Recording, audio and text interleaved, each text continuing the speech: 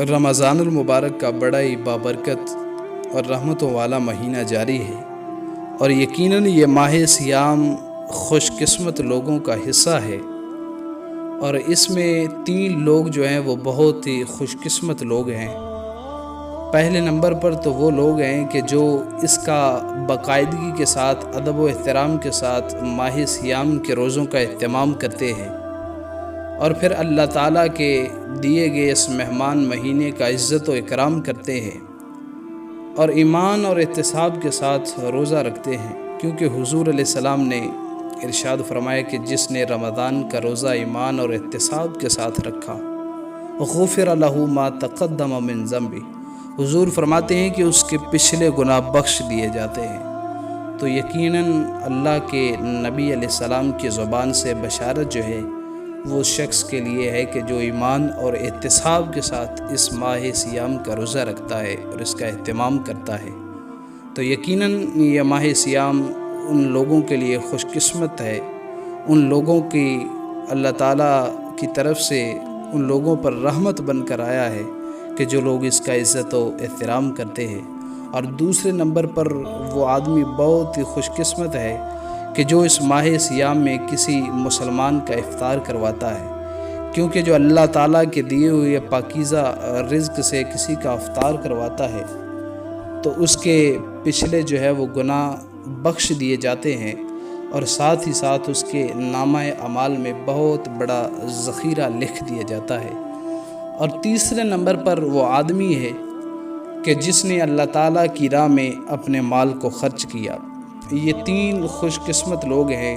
اور تیسرا جو آدمی ہے جس نے اللہ تعالیٰ کی راہ میں خرچ کیا، اس کے لیے بہت ہی بڑا ثواب کا ذخیرہ ہے، کیونکہ بہت ساری احادیث میں اللہ تعالیٰ کی راہ میں اپنا مال دینے کے فضائل ہیں،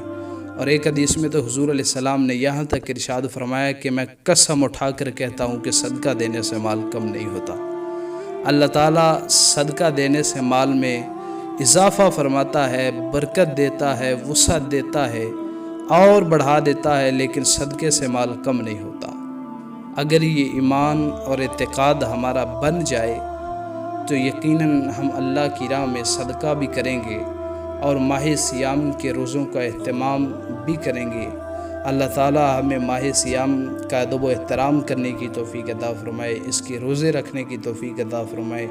اور ماہ صیام کو روزوں کو ایمان اور احتساب کے ساتھ اللہ تعالیٰ کی حضور علیہ السلام کے بتائے ہوئے طریقے کے مطابق گزارنے کی توفیق عطا فرمائے۔ یقیناً اس ماہ صیام میں زیادہ سے زیادہ اللہ تعالیٰ کی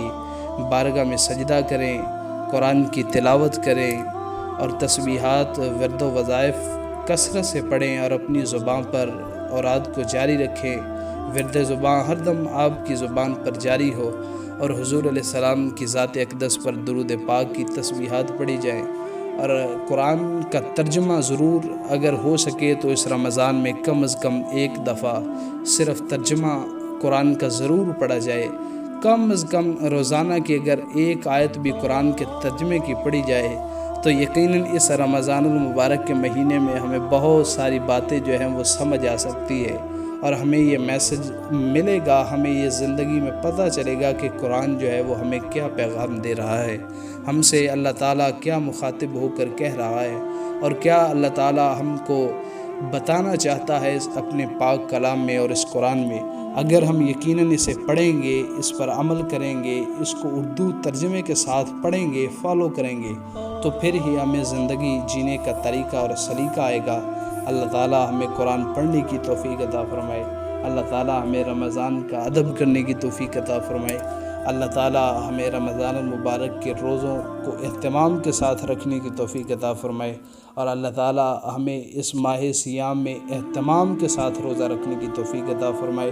اور دعا ہے کہ اللہ تعالیٰ ہمیں اپنی بارگاہ میں سے رحمتوں کا حصہ عطا فرمائے۔